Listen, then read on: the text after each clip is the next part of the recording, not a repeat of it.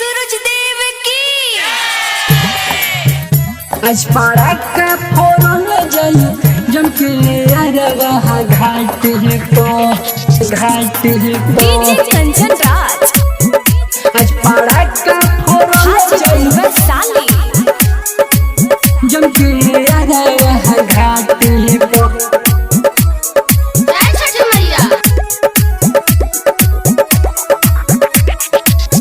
सब जानी चलल जाई दौड़ लेके माथे पर सब जानी चलल जाई दौड़ लेके माथे पर आज पड़ाका फोड़ल जाई जम के अरवा घाट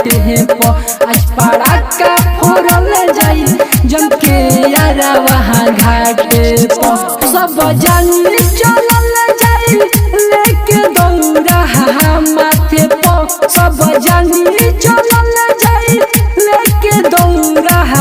माथे पर आज पड़ाका फोड़ल जाई जम के अरवा घाट पर आज पड़ाका फोड़ल जाई जम के अरवा घाट पर आज पड़ाका फोड़ल जाई जम के अरवा घाट पर डीजे कंचन राज आज पड़ाका फोड़ल जाई हाजीपुर वैशाली जम के अरवा घाट पर नया कपड़ा पहिर के है केस झाड़ झूर के कोई ले जाई ओहे जा सेटिंग रे हमरा तरफ से जलेबी पार्टी होई पैसा में होई नहीं लेकिन रे पैसा में होई नहीं लेकिन रे नया कपड़ा पहिर के है केस झाड़ झूर के कोई ले जाई ओहे जा सेटिंग रे हमरा तरफ से जलेबी पार्टी होई पैसा में होई नहीं लेकिन रे पैसा में होई नहीं लेकिन रे भोरे भोरे चलल जाई कोसी लेके माथे पर भोरे भोरे चलल जाई कोसी लेके माथे पर आज पड़ाका फोड़ल जाई जम के अरवा घाट पर आज पड़ाका फोड़ल जाई जम के अरवा घाट पर आज पड़ाका फोड़ल जाई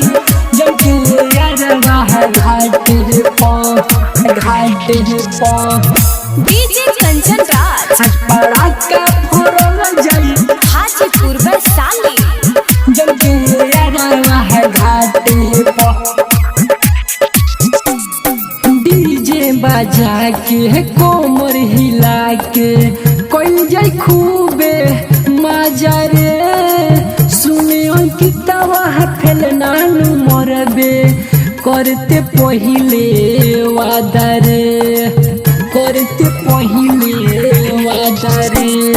डीजे बजा के कोमर हिला के कोई जाई खूबे मजा रे सुने अंकितवा फेल नानू मरबे करते पहिले वादा रे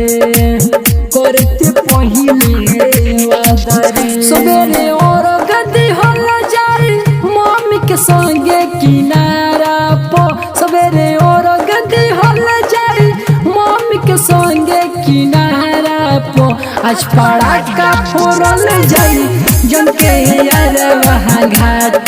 पर आज पड़ाका फोड़ल जाई जम के अरवा घाट पर राजधानी रिकॉर्डिंग स्टूडियो बसंतपुर चौराहा कुशीनगर।